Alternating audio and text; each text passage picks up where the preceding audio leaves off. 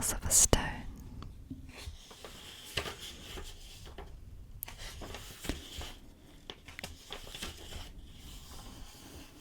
This beautiful map. Chapter 1. The Boy Who Lived. Mr. and Mrs. Dursley of number 4 River Drive were proud to say that they were perfectly normal. Thank you very much. They were the last people you'd expect to be involved in anything strange or mysterious, because they just didn't hold with such nonsense. Mr. Dursley was the director of a film called Grunnings, which made drills. He was a big, beefy man with hardly any neck, although he did have a very large mustache. Mrs. Dursley was thin and blonde and had nearly twice the usual amount of neck, which came in very useful as she spent so much of her time craning over garden fences, spying on the neighbours. The Dursleys had a small son called Dudley, and in their opinion there was no finer boy anywhere. The Dursleys had everything they wanted, but they also had the secret, and their greatest fear was that somebody would discover it. They didn't think they could bear it if anyone found out about the Potters. Mrs. Potter was Mrs. Dursley's sister, but they hadn't met for several years. In fact, Mr. Dursley pretended she didn't have a sister, because her sister and her good-for-nothing husband were as un-Dursleyish as it was possible to be. The Dursleys shuddered to think what the neighbours would say if the Potters arrived in the street. The Dursleys knew that the Potters had a small son too, but they had never even seen him. This boy was another good reason for keeping the Potters away. They didn't want Dudley mixing with a child like that. When Mr. and Mrs. Dursley woke up on the dull grey Tuesday, all story starts.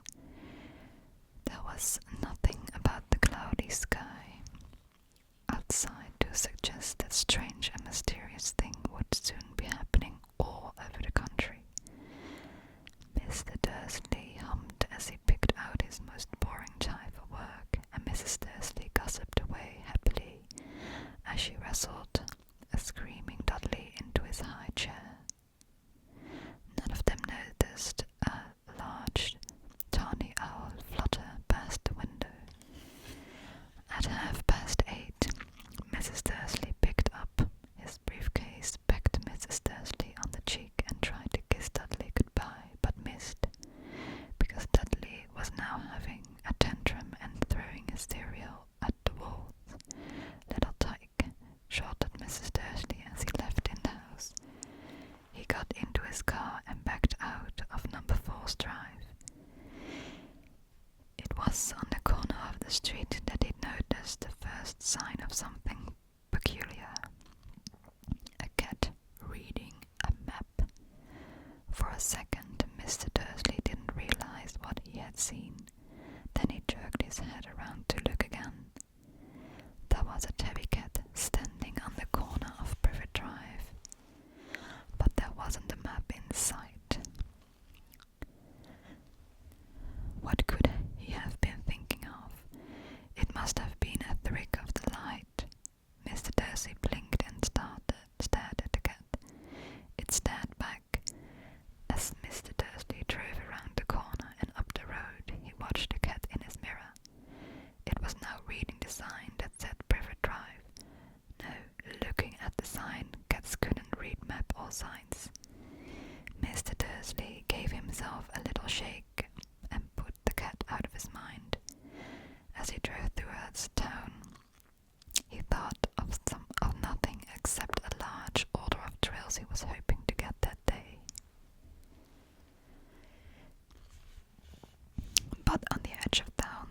driven out of his mind by something else.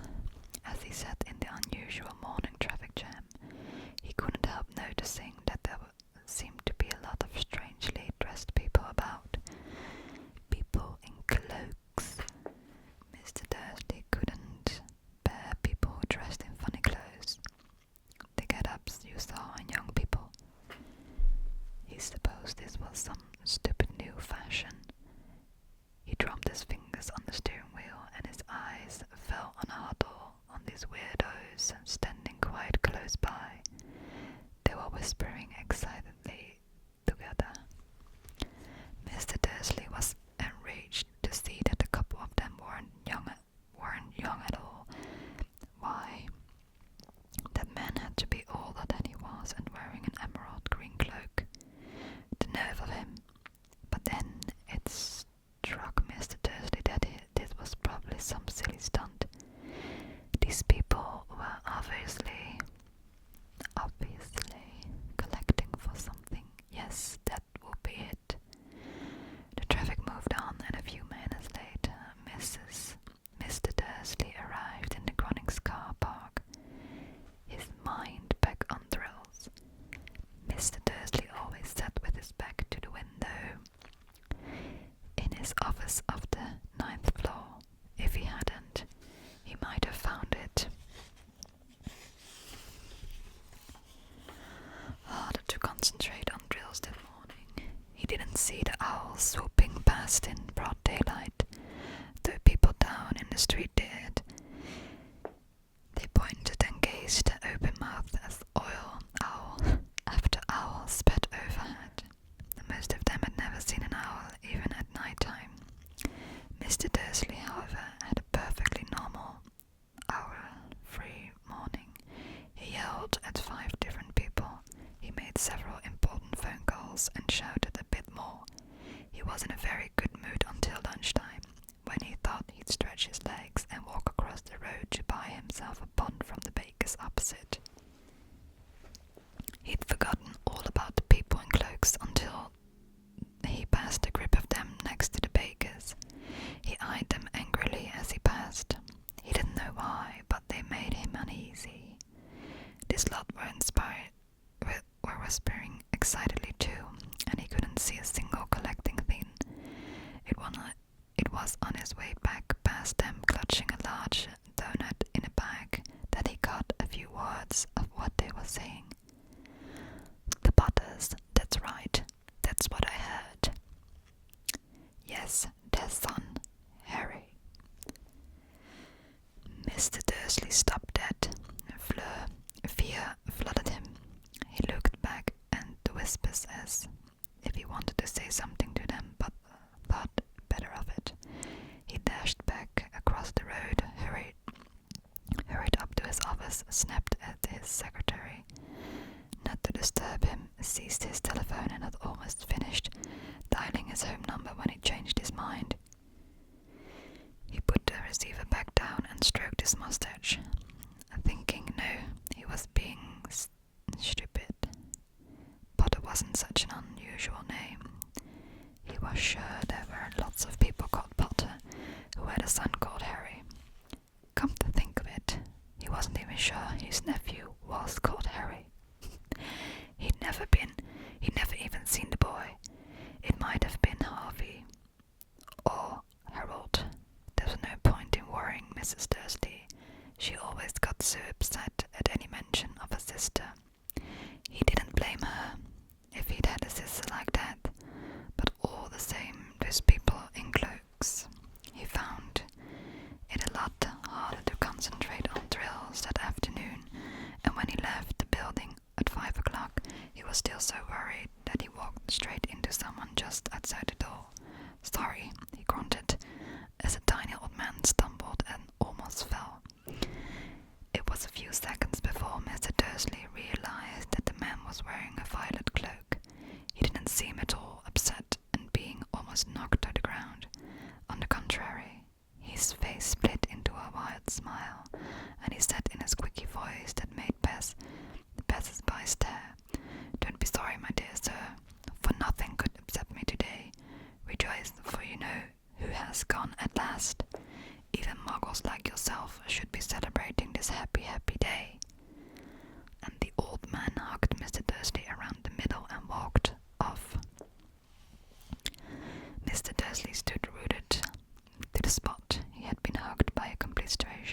stranger. He also thought he had been called a muggle, whatever that was. He was rattled. He hurried to his car and set off home, hoping he was imagining things which he had never hoped before, but because he didn't approve of imagination. As he pulled into the driveway of number 4, the first thing he saw, and it didn't improve his mood, was the tabby cat he'd spotted that morning. It was now sitting on his garden wall. He was sure it was the same one. It had the same markings around his eyes. "Shoo!" said Mr. Dursley loudly. The cat didn't move, it just gave him a stern look. Was this normal cat behavior, Mr. Dursley wondered. Trying to pull himself together, he let himself into the house. He was still determined not to mention anything to his wife. Mrs. Dursley had a nice normal day. She told him over dinner all about Mr. Next Door's problem with her daughter, and how Dudley had learned a new word, Shannon. Mr. Dursley tried to act normally. When Dudley had been put to bed, he went in the living room in time to catch the last report on the evening news, and finally, bird watchers everywhere have reported that the nation's owls have been behaving very unusually today. Although owls normally hunt at night and are hardly ever seen in daylight, there have been hundreds of sightings of these birds flying in every direction since sunrise. Experts are unable to explain why the owls have suddenly changed their sleeping pattern. The news reader allowed himself a grin. Most mysterious. And now over to Jim McCuffin with the weather. Going to be any more showers of owls tonight, Jim? Well, Ted, said the weatherman, I don't know about that, but it's only the owls that have been acting oddly today. Viewers as far apart at Kent, Yorkshire and Dundee have been phoning in to tell me that instead of the rain I promised yesterday, they've had a downpour of shooting stars. Perhaps people have been celebrating bonfire night early. It's not until next week, folks, but I can imagine a wet night tonight. Mr. Dursley sat frozen in his armchair. Shooting stars all over Britain. Owls flying by daylight. Mysterious people in cloaks all over the place. And a whisper about the Potters. Mrs. Dursley came into the living room carrying 2 cups of tea. It was no good. He'd have to say something to her. He cleared his throat nervously. Petunia, dear, you haven't heard from your sister lately, have you? As he expected, Mrs. Dursley looked shocked and angry. After all, they normally pretended she didn't have a sister. No, she said sharply. Why? Funny stuff on the news, Mr. Dursley mumbled. Owls, shooting stars, and there were a lot of funny-looking people in town today. So, snapped Mrs. Dursley. Well, I just thought maybe it was something to do with, you know, her lot. Mrs. Dursley sipped her tea through her pursed lips. Mr. Dursley wondered whether he dared tell her he'd heard the name Potter. He decided he didn't dare. Instead, he said, as casually as he could, their son. He'd be about Dudley's age now, wouldn't he? I suppose so, said Mrs. Dursley stiffly. What's his name again? Howard, isn't it? Harry. Nasty common name, if you ask me. Oh yes, said Mr. Dursley. His heart's sinking horribly. Yes, I quite agree. He didn't say another word on the subject as they went upstairs to bed. While Mrs. Dursley was in the bathroom, Mr. Dursley crept to the bedroom window and peered down into the front garden. The cat was still there. It was staring down Privet Drive as though it was waiting for something. Was he imagining things? Could all this have anything to do with the Potters? If it did, if it got out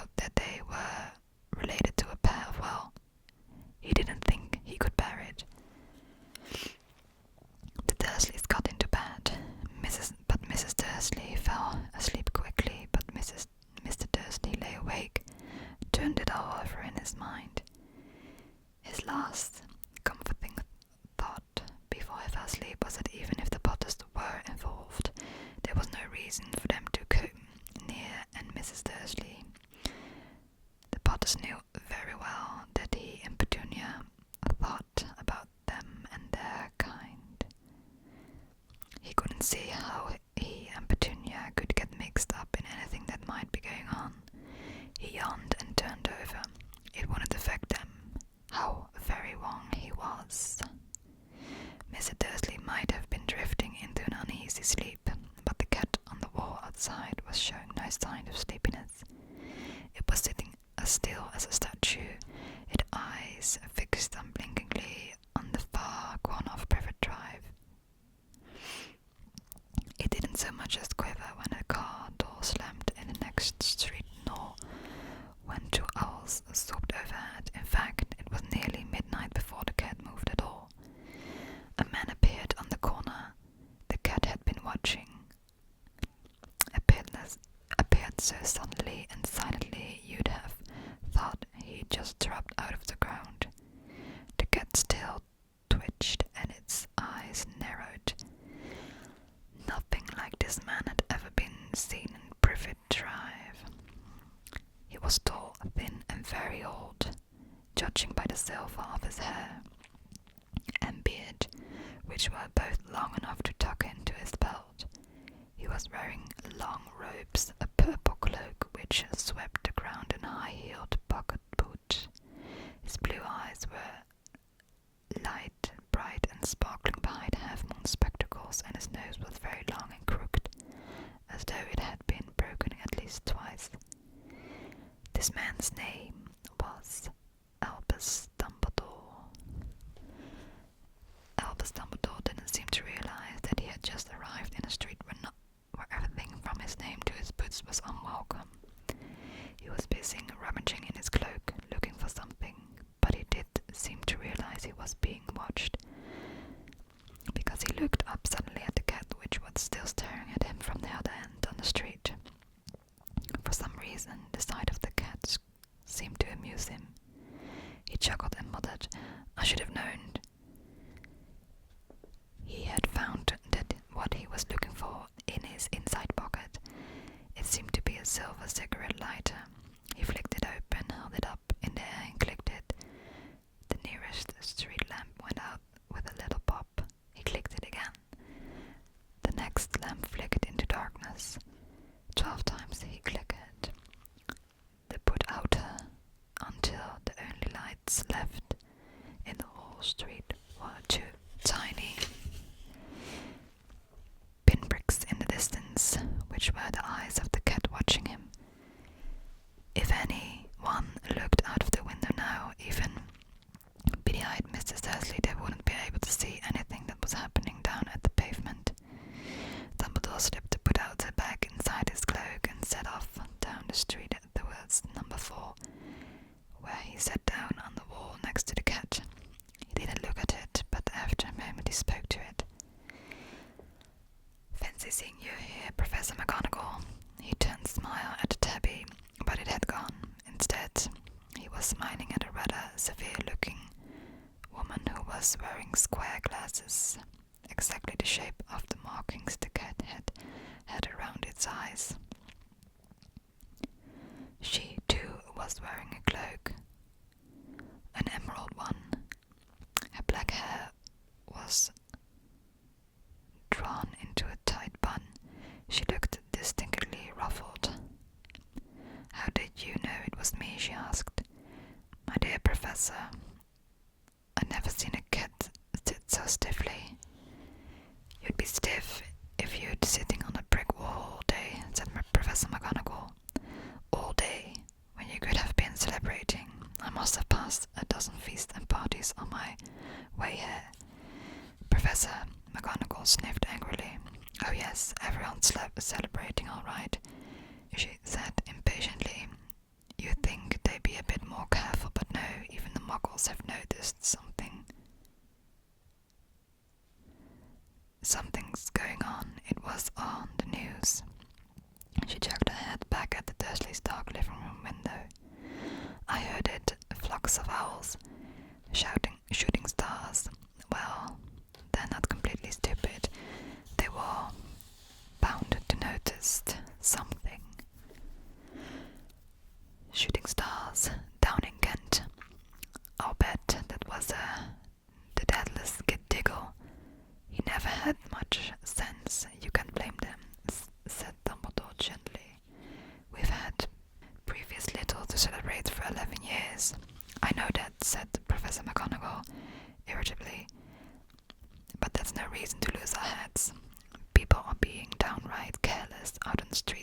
daylight, not even dressed in Muggle clothes, swapping rumours.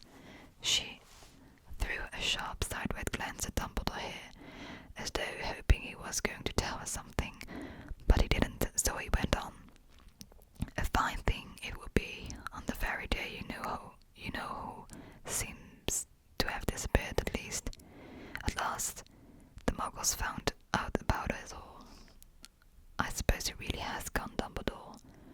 It certainly seems to, said Dumbledore. We have much to be thankful for. Would you care for a sherbet lemon? A what? A sherbet lemon. They're a kind of Muggle sweet I'm rather fond of. No, thank you, said Professor McGonagall coldly, as though she didn't think this was the moment for sherbet lemons. As I say, even if you know who has gone, my dear Professor, surely a sensible person like yourself can call him by his name. All this you-know-who nonsense. For 11 years I have been trying to persuade people to call him by his proper name. Voldemort. Professor McGonagall flinched, but Dumbledore, who was unsticking to sherbet lemons, seemed not to notice. It all gets so confusing.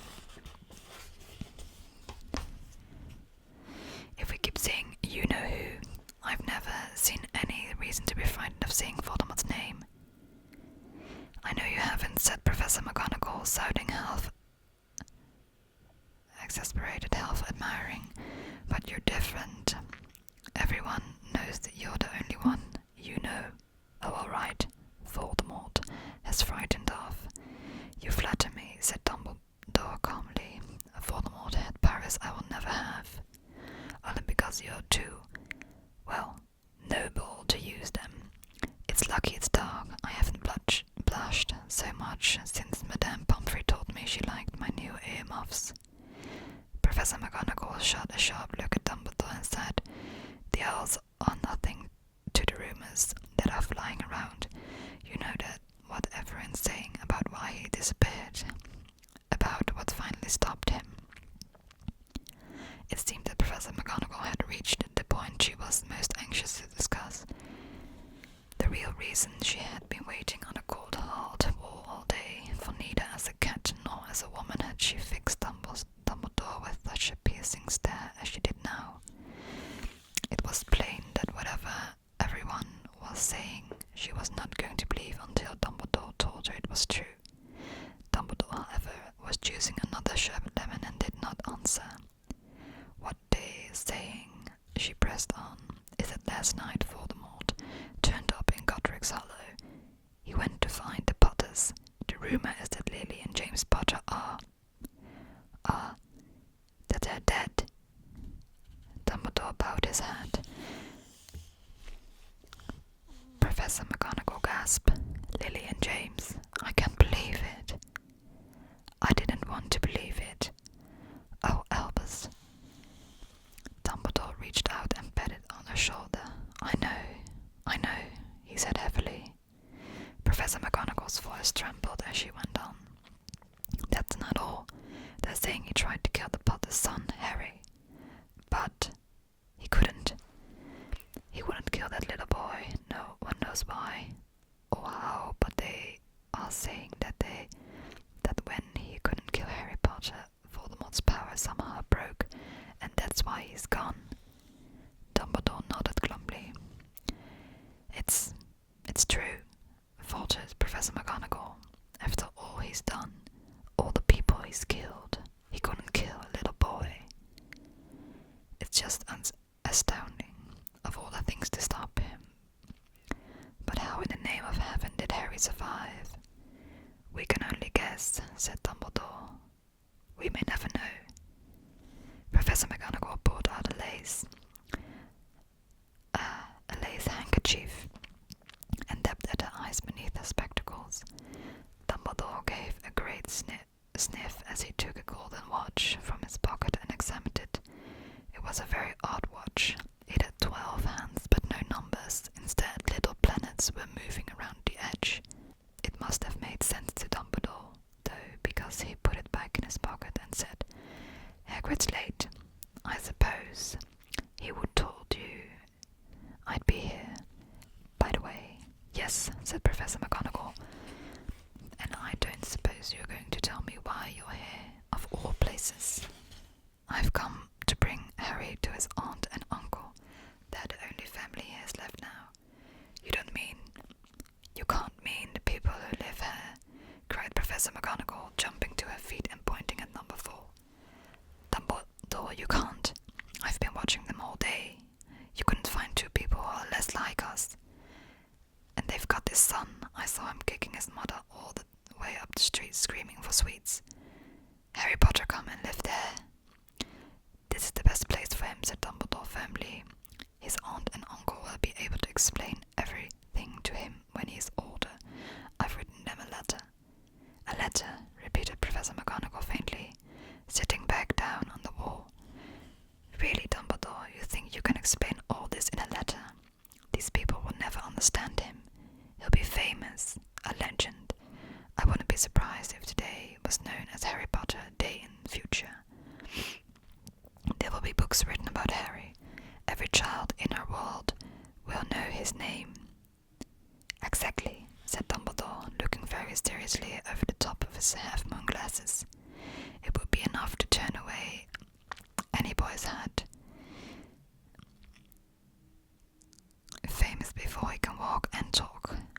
Famous for something he won't even remember. Can you see how much better off he will be growing up away from all that until he's ready to take it? Professor McGonagall opened her mouth, changed her mind, swallowed, and then said, Yes, you are right, of course, but how is the boy getting there, Dumbledore? She eyed his cloak suddenly as though she thought he might be hitting Harry underneath it. Hagrid's bringing him. You think wise to trust Hagrid with something as important as this? I would trust Hagrid with my life, said Dumbledore. I'm not saying his heart isn't in the right place, said Professor McGonagall. But you can pretend he's not careless. He does tend to. What was that? A low rumbling sound had broken the silence around them. It grew steadily louder as they looked up and down the street for some sign of a headlight. It swelled to a roar as they both looked up at the sky, and a huge motorbike fell out of the air and landed on the road in front of them. If the motorbike was huge, it was nothing to the man sitting astride it. He was almost twice as tall and as a normal man, and at least 5 times as wide. He looked simply too big to be allowed, and so long tangles of bushy black hair and beard hid most of his face. He had hands the size of dustbin lids, and his feet in their leather boots were like baby dolphins. In his vast, muscular arms he was holding a bundle of blankets. Hagrid, said Dumbledore, soundly relieved. At last. And where did you get that motorbike? Borrowed it, Professor Dumbledore, sir, said the giant, climbing carefully off the motorbike as he spoke. Young Sirius Black lent it to me. I've got him, sir. No problems, were there? No, sir. House was almost destroyed, but I got him out all right before the muggles started swarming around. He fell asleep as he was flying over Bristol. Dumbledore and Professor McGonagall bent forward over the bundle of blankets. Inside, just visible, was a baby boy, fast asleep. Under a tuft of jet black hair over his forehead, they could see a curiously shaped cut, like a bolt of lightning. Is that where? Whispered Professor McGonagall. Yes, said Dumbledore. He have this scar forever. Couldn't you do something about it, Dumbledore? Even if I could, I wouldn't. Scars can come in useful. I have one myself above my left knee, which is a perfect map of the London Underground. Well, give him here, Hagrid. We'd better get this over with. Dumbledore took Harry in his arms and turned towards the Dursleys' house. Could I say goodbye to him, sir? Asked Hagrid. He bent his great, shaggy head over Harry and gave him what must have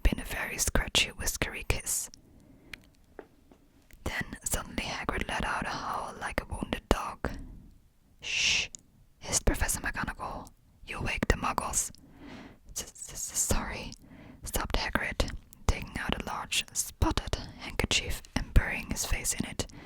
But I can't stand it. Lily and James dead, and poor little Harry off the lies with muggles. Yes, it's all very sad, but get a grip on yourself, Hagrid. All will be found. Professor McGonagall whispered, patting Hagrid gingerly on the arm as Dumbledore stepped over the low garden wall and walked to the front door. He laid Harry gently on the doorsteps, took a better look of his cloak, tucked it inside Harry's blankets, and then came back to the other two. For a full minute, the three of them stood and looked at the little bundle. Hagrid's shoulders shook. Professor McGonagall blinked furiously, and the twinkling light that usually shone from Dumbledore's eyes seemed to have gone out. Well, said Dumbledore finally, that's that. We have no business around staying here. We may as well go and join the celebrations. Yeah, said Hagrid in a very muffled voice. I'd best get this bike away. Good night, Professor McGonagall. Professor Dumbledore, sir. Wiping his streaming eyes on his jacket sleeve, Hagrid swung himself onto the motorbike and kicked the engine into life. With a roar, it rose into the air and off into the night. I shall see you soon, I expect, Professor McGonagall, said Dumbledore, nodding to her. Professor McGonagall blew her nose in reply. Dumbledore turned and walked back down the street. On the corner he stopped and took out the silver put-outer. He clicked it once, and 12 balls of light sped back to their street lamps so that Privet Drive glowed suddenly orange, and he could make out a tabby cat slinking around the corner at the other end of the street. He could just see the bundle of blankets on the step of number 4. Good luck, Harry, he murmured. He turned on his heel, and with a swift of his cloak he was gone. A breeze ruffled the neat hatchet of Privet Drive, which lay silent and tidy under the inky sky, the very last place you would expect astonishing things to happen. Harry Potter rolled over inside his blankets without waking up. One small hand closed on the letter beside him, and he slept on, not knowing he was special, not knowing he was famous, not knowing he would be woken in a few hours' time by Mrs. Dursley's scream as she opened the front door to put out the milk bottles, nor what he would spend